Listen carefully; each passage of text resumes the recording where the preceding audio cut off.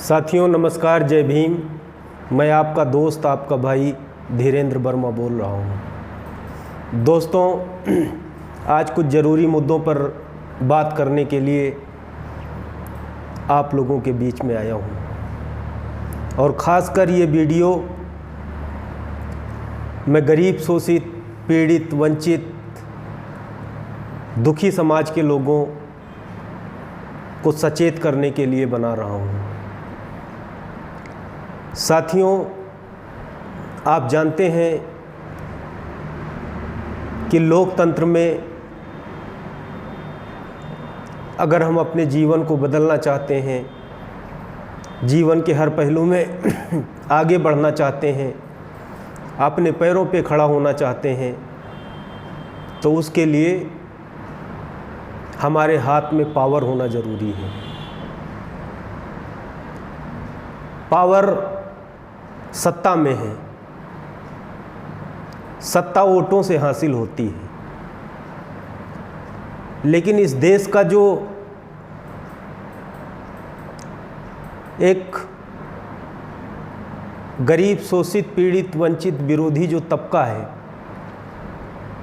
जो कई वर्षों से सत्ता हासिल करके उस पर कुंडली मार के बैठा है और सत्ता का सुख भोग रहा है, वो कभी नहीं चाहता है कि इस देश के जो दुखी लोग हैं, जो सताए हुए लोग हैं, जो पीड़ित, वंचित लोग हैं, उनके हाथ में सत्ता आ जाए, उनके पास पावर आ जाए। इसलिए उनको पावर में आने के लिए, सत्ता में आने के लिए वो तरह तरह के षड्यंत्र रचते हैं। लेकिन दोस्तों, सौभाग्य की बात यह है कि जब देश आज़ाद हुआ 1947 में, आज़ादी के बाद जब इस देश में संविधान लागू हुआ, तो संविधान ने इस देश के गरीब लोगों को भी ये अधिकार दिया कि आप लोग भी सत्ता हासिल करके अपने हाथों में ताकत ला सकते हैं, अपने पैरों पे खड़ा हो सकते हैं और अपने जीवन को बदल सकते हैं। जब देश आज़ाद हुआ दोस्तों, देश में संविधान लागू हुआ, तो इस देश का जो गरीब विरोधी जो समाज था, जो गरीब विरोधी लोग थे, उन लोगों ने सोचा कि सत्ता तो अब वोट से मिलेगी। तो उन चालाक लोगों ने क्या किया, सत्ता हासिल करने के लिए अपनी अपनी राजनीतिक पार्टियां बनाई। कांग्रेस बनी, उसके बाद बीजेपी बनी, कम्युनिस्ट बनी, और उन्होंने पार्टी बना के इस देश के अंदर चुनाव लड़कर और इस देश के गरीबों का वोट हासिल करके और फिर सत्ता में आके पूरा पावर उन लोगों के हाथ में ही आ गया। मतलब वोट का अधिकार मिलने के बाद भी इस देश के गरीबों के हाथ खाली के खाली रह गए। उनको कोई फायदा नहीं हुआ। लेकिन समय समय पर इस देश के अंदर मानवतावादी लोगों ने जन्म लिया। उन्होंने इस देश के गरीब लोगों के, शोषित, पीड़ित, वंचित लोगों के जीवन में खुशहाली लाने के लिए, उनके हाथों में ताकत देने के लिए, उनको सत्ता में हिस्सेदारी दिलाने के लिए तरह तरह के काम किए। पॉलिटिकल पार्टियां बनी। लेकिन जब कोई गरीब समाज का आदमी, इस दुखी समाज का आदमी जब अपनी पॉलिटिकल पार्टी बना के चुनाव लड़के अपने हाथों में सत्ता हासिल करके पावर हासिल करना चाहता है, तो ये पूरे लोग उसके खिलाफ हो जाते हैं। अब इनके पास वो गरीब आदमी को, पीड़ित शोषित आदमी को पार्टी बनाने से रोक नहीं सकते हैं, चुनाव लड़ने से रोक नहीं सकते हैं, भाषण देने से रोक नहीं सकते हैं, मीटिंग करने से रोक नहीं सकते हैं, वोट देने से रोक नहीं सकते हैं, क्योंकि ये अधिकार तो संविधान में हमको मिल गया। तो फिर ये अलग अलग तरीके के षड्यंत्र रचते हैं। षड्यंत्र क्या रचते हैं? अब आपको मैं एग्जाम्पल देता हूँ। दोस्तों, मैं गरीब आदमी का बेटा हूँ और इस सामाजिक व्यवस्था में समाज के सबसे आखिरी पायदान पे खड़े हुए समाज से मैं ताल्लुक़ रखता हूँ।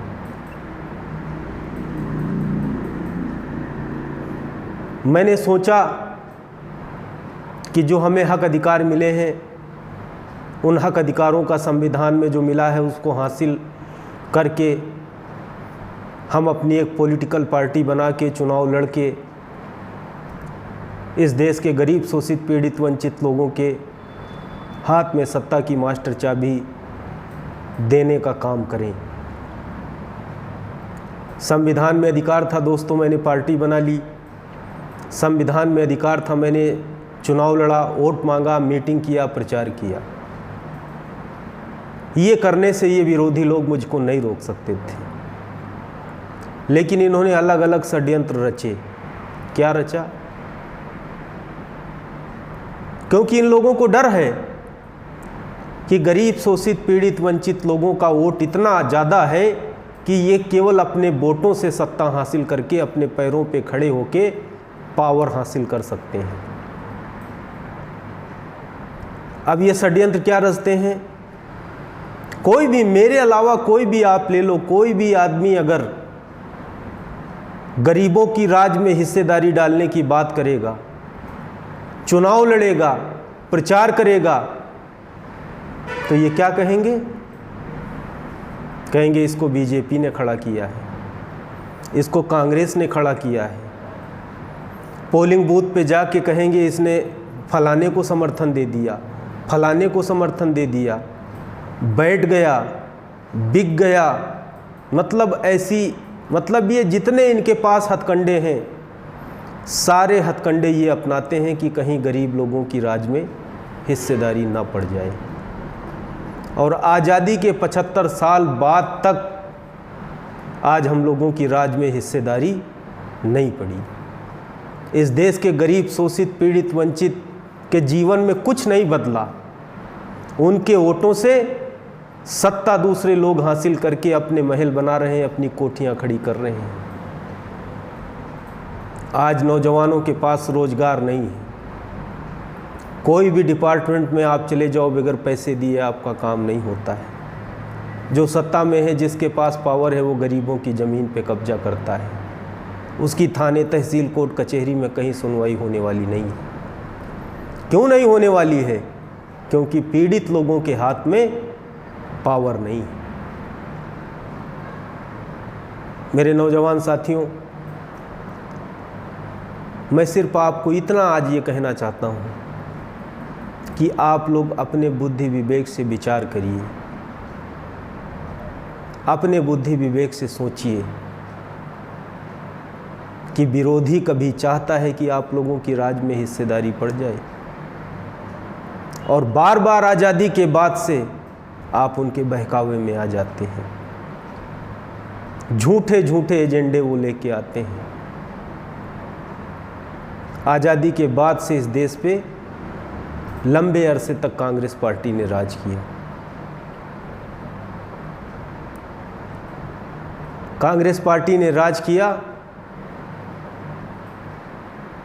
अभी एक डेटा आया है, इस देश का 70% पैसा केवल इस देश के 22 लोगों के पास पहुंच गया। कैसे पहुंचा? ये गरीब गरीब होता जा रहा है, अमीर अमीर होता जा रहा है।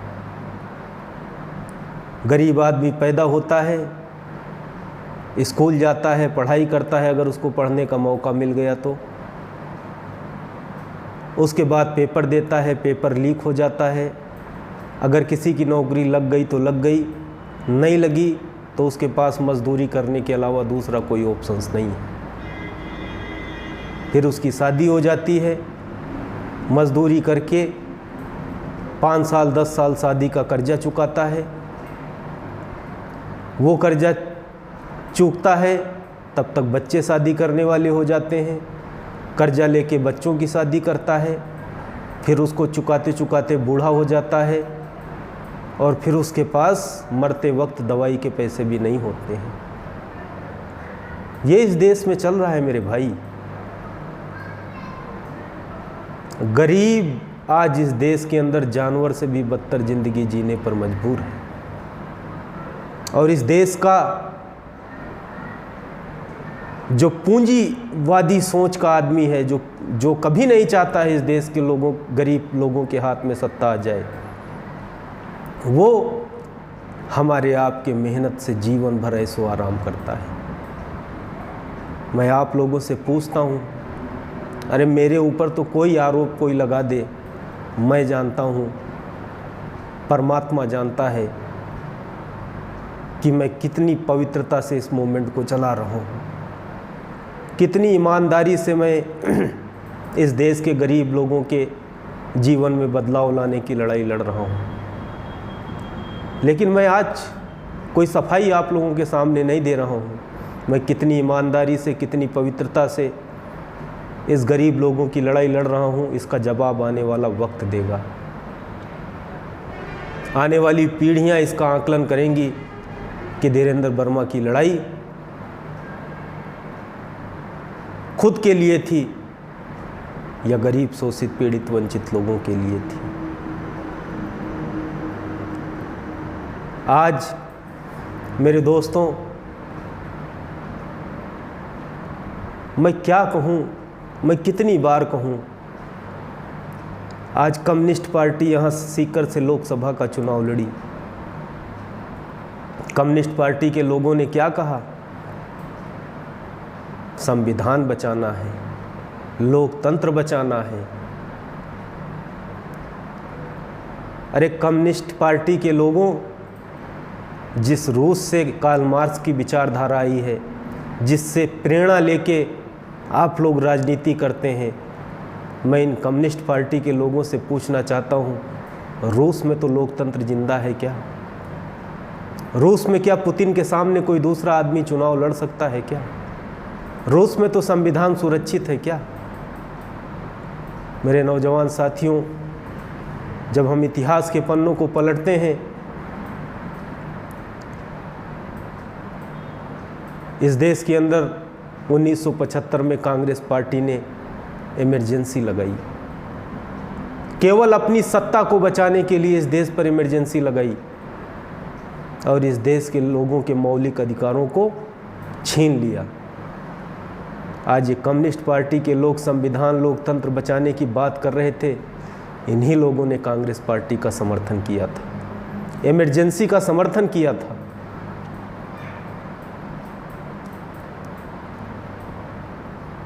बाबा साहब अम्बेडकर कहते थे कि इन कम्युनिस्ट पार्टी के लोगों से सदा होशियार रहना है। ये गरीबों का वोट तो लूट लेते हैं, कमज़ोर, शोषित, पीड़ित, वंचित लोगों का वर्ग भेद के नाम पर वोट तो लूट लेते हैं, लेकिन उनके दुख तकलीफ़ों से इनको कोई मतलब नहीं है। बाबा साहब अम्बेडकर ने कहा कि भारत को विदेशी विचारधारा की ज़रूरत नहीं है, कार्ल मार्क्स के विचारों की ज़रूरत नहीं है। भारत का जो असली धर्म है, भारत की जो असली संस्कृति है, वो बुद्ध की संस्कृति है। और बाबा साहब अम्बेडकर ने एक किताब लिखी थी, कार्ल मार्क्स और बुद्ध। उसमें बाबा साहब अम्बेडकर ने कहा कि कार्ल मार्क्स ने जो आज से 2500 साल पहले जो महात्मा बुद्ध ने बातें बताई, वो रटी रटाई 2-4 बातें बताई हैं, बाकी कुछ नहीं। अब कांग्रेस पार्टी पे आते हैं, बीजेपी पे भी आऊँगा, अब कांग्रेस पार्टी पे आते हैं। आज कांग्रेस पार्टी जातिगत जनगणना की बात कर रही है, आरक्षण बचाने की बात कर रही है, महिलाओं के मान सम्मान की बात कर रही है। दोस्तों, आप लोगों को पता है इस देश के पिछड़े लोगों को आरक्षण कब मिला? 1989 में मिला। मंडल कमीशन का गठन कब हुआ? 1978 में हुआ। 1979 में उसकी रिपोर्ट आ गई और 10 साल तक मंडल कमीशन की सिफारिश को इस कांग्रेस पार्टी ने कचरे के डिब्बे में डाल के रखा। 10 साल तक इस देश के पिछड़ों को कोई आरक्षण इस कांग्रेस पार्टी ने नहीं दिया।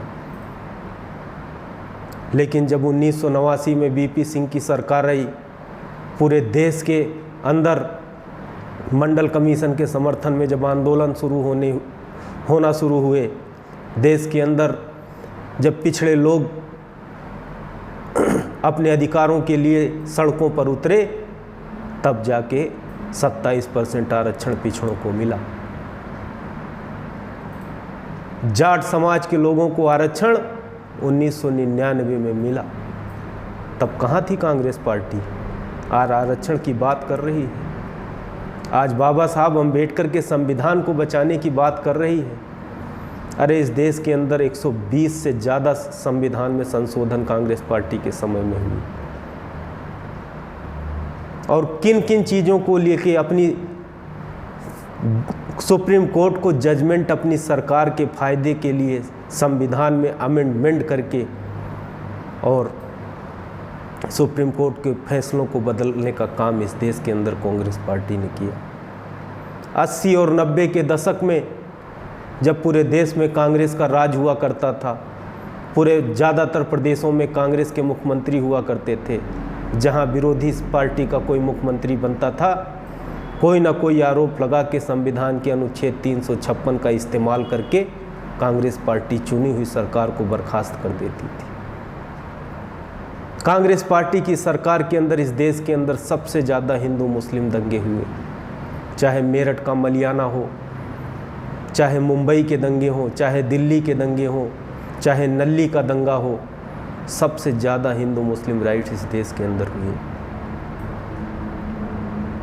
आज बाबा साहब की माला जपते घूम रहे हैं कांग्रेस पार्टी के लोग। 6 दिसंबर 1956 को इस देश को छोड़कर, दुनिया को छोड़कर बाबा साहब अम्बेडकर चले गए। 24 साल तक बाबा साहब को भारत रत्न इस कांग्रेस पार्टी ने नहीं दिया, अपने परिवार के सब लोगों को दे दिया। वो भी 1989 में जब बीपी सिंह की सरकार आई, तब बाबा साहब को भारत रत्न मिला। आज ये कांग्रेस पार्टी बाबा साहब के नाम की माला जप रही है। अब आते हैं बीजेपी पर। मेरे नौजवान साथियों, भाइयों, विरोधी आरोप क्या लगाते हैं कि बीजेपी ने हमको खड़ा किया है, बीजेपी ने पैसा दिया है, बीजेपी जीत जाएगी, बीजेपी के खिलाफ नहीं बोलते। मेरे भाई, मैं कई बार मीटिंगों में कह चुका हूँ, हमारे बाप दादाओं ने कभी बीजेपी को वोट नहीं दिया, हमने कभी बीजेपी को वोट नहीं दिया, ना हमारी आने वाली पीढ़ियाँ कभी बीजेपी को वोट देंगी। हमने हमेशा बीजेपी के खिलाफ कांग्रेस को वोट दिया, कम्युनिस्ट को दिया, हमने कभी बीजेपी को वोट नहीं दिया। लेकिन आज जब हम लोग अपने पैर पर खड़े होने की बात करते हैं तो क्या कहते हैं? बीजेपी से मिले हुए हैं, बीजेपी ने खड़ा किया है, वोट कट जाएगा। मेरे नौजवान साथियों, भाइयों, यही कांग्रेस और अन्य पार्टियां इस देश के अंदर करती हैं। इस देश के गरीब, शोषित, पीड़ित, वंचित लोग हों, चाहे अल्पसंख्यक समाज के लोग हों, मुस्लिम समाज के लोग हों, कभी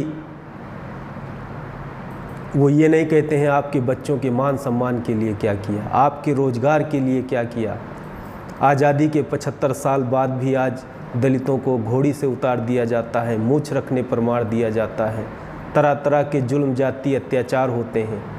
लेकिन कांग्रेस पार्टी ने 54 साल इस देश पे राज किया, लेकिन कभी इस मुद्दे पर बात नहीं करती है, कभी रोजगार पर बात नहीं करती है। बस एक ही बात करती है, फलाने को वोट मत दे देना, नहीं बीजेपी जीत जाएगी, फलाने को वोट मत दे देना, डरा डरा के वोट ले रही है। और हम लोग इनके जाल में फंस जाते हैं। मेरे भाई, अभी कांग्रेस ने क्या अफवाह फैलाई, मोदी 400 सीट इसलिए लाना चाहता है क्योंकि संविधान बदलना चाहता है। अरे मोदी संविधान बदलेगा तो कांग्रेस पार्टी बचाने नहीं आएगी। अरे मोदी संविधान बदलेगा तो सबसे पहले सड़कों पर खून की नदियां हमारी बहेंगी। अरे तुम नहीं जानते हो कांग्रेस पार्टी के लोग, तुम लोग तो सोने की चम्मच लेके पैदा हुए हो। हमारा वजूद ही संविधान से है। अरे संविधान को बचाने के लिए हमको कुछ भी करना पड़े, हम उस रास्ते तक जाएंगे। तुम्हारी ज़रूरत नहीं है हमको, और न तुम आओगे, हमको ये भी पता है। क्या कहा? मोदी 400 सीट लाना चाहता है इसलिए संविधान बदलना चाहता है। मेरे भाई, इस देश की सरकार बनाने के लिए 272 सीटें चाहिए। अभी मोदी के पास 303 सीटें हैं। बदल देना संविधान अगर मोदी के अंदर हिम्मत है तो। 400 ला के क्या करेगा?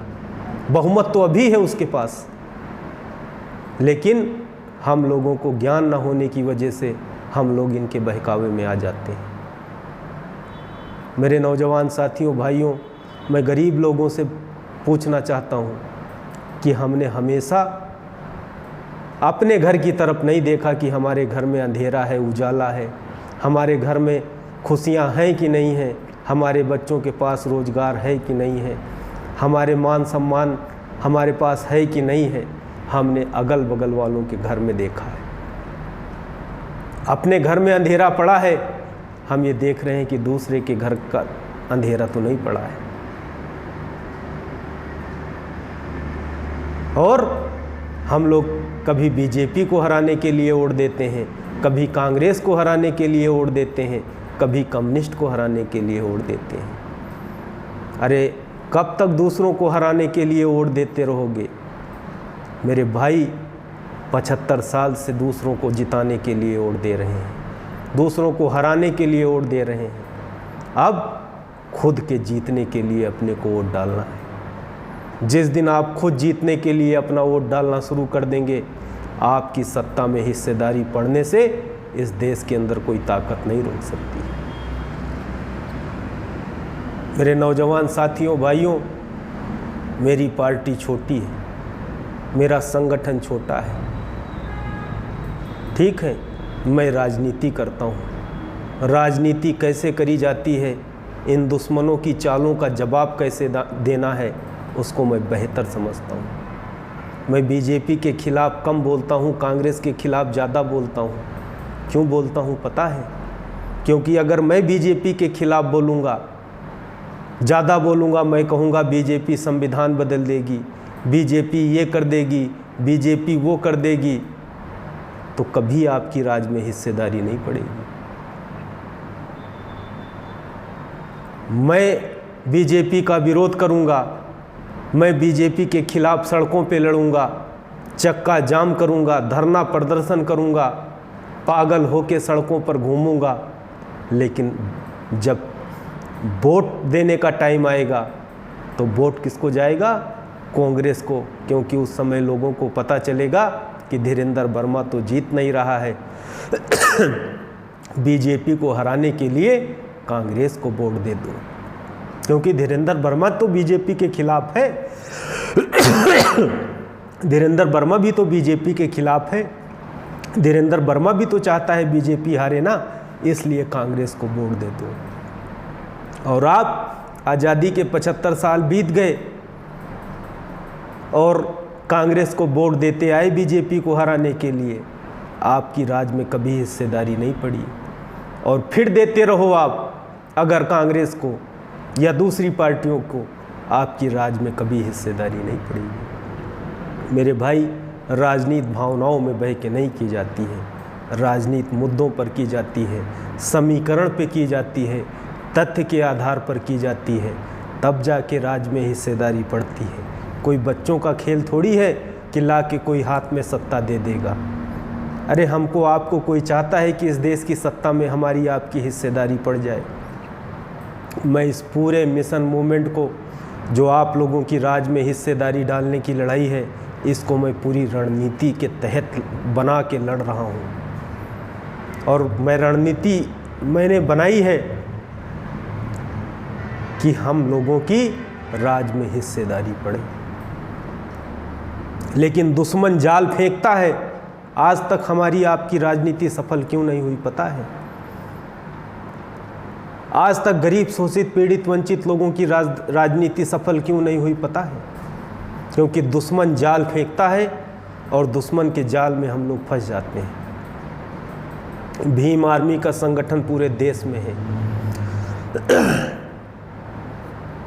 चंद्रशेखर आज़ाद कहीं जाता है, 5,000 10,000 आदमी इकट्ठा हो जाते हैं। उसकी मीटिंग को सुनने के लिए 10,000 आदमी खड़े हो जाते हैं। लेकिन उसके प्रत्याशियों को वोट कितना मिलता है पता है? 500, 1000, 1500। वोट क्यों नहीं मिलता है? ये दिमाग लगाओ आप लोग। क्योंकि चंद्रशेखर ने पूरे देश में लड़ाई किसके खिलाफ लड़ी? बीजेपी के खिलाफ। पूरे देश में बीजेपी के खिलाफ माहौल चंद्रशेखर ने बनाया। उसका फ़ायदा किसको मिला? उसका फ़ायदा मिला कांग्रेस को, उसका फ़ायदा मिला समाजवादी पार्टी को, उसका फ़ायदा मिला टीआरएस को, उसका फ़ायदा मिला और अन्य स्टेट की छोटी छोटी पार्टियों को। क्यों? क्योंकि देश में चंद्रशेखर ने बीजेपी के खिलाफ माहौल बनाया। और जब वोट देने पोलिंग बूथ पर गया तो वोटर ने सोचा चंद्रशेखर सही लड़ाई लड़ रहा है।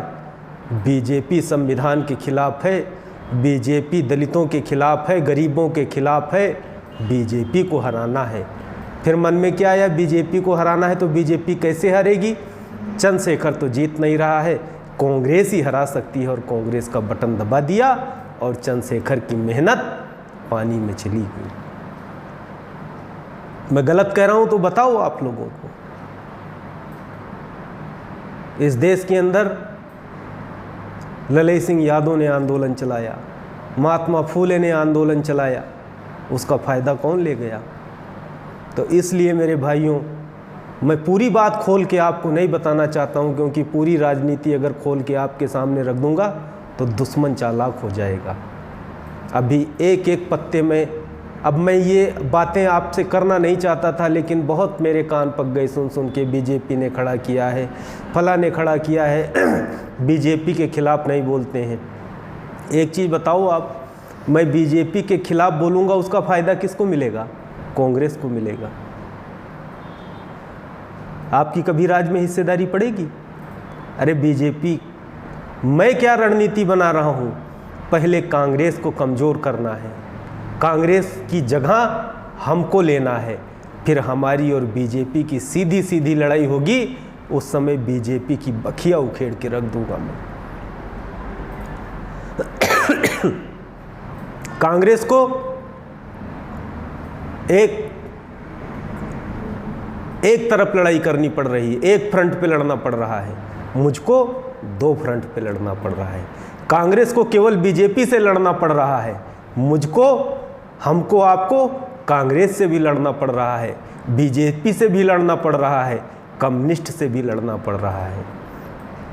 संसाधन भी नहीं है, पैसा भी नहीं है, कुछ भी नहीं है, फिर भी 3-3 मोर्चों पे हम लोग लड़ाई लड़ रहे हैं। तो मेरे नौजवान साथियों, मैं आप लोगों को जागरूक वोटर बनाना चाहता हूँ, आप लोगों को राजनीति सिखाना चाहता हूँ। अब आप सीकर लोकसभा का देख लो, अमरा राम को वोट लोगों ने दिया। क्यों दिया? संविधान बचाना है, संविधान बचाना है। संविधान के खिलाफ माहौल किसने? संविधान मतलब देश में जो है बीजेपी के खिलाफ माहौल हम बनाए और मलाई कांग्रेस पार्टी खाए, कम्युनिस्ट पार्टी खाए। अरे चचा, तुम लोग जिस स्कूल में पढ़ते थे ना, राजनीति की क्लास लेते थे, वहाँ का धीरेन्द्र वर्मा हेड मास्टर था। तो मेरे नौजवान साथियों, भाइयों, आप घबराओ मत। इस देश के अंदर संविधान न बीजेपी बदल सकती है, न कांग्रेस बदल सकती है।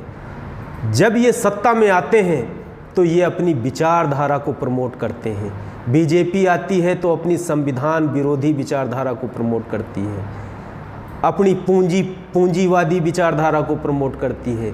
वही कांग्रेस आती है तो ये भी अपनी पूंजीवादी विचारधारा को प्रमोट करती है। तो आगे की बात आप लोगों से आगे करूँगा। आप लोगों का बहुत बहुत धन्यवाद, और मुझे पूरा यकीन है कि आप लोगों को मैं जो समझाना चाह रहा था वो समझ चुके होंगे।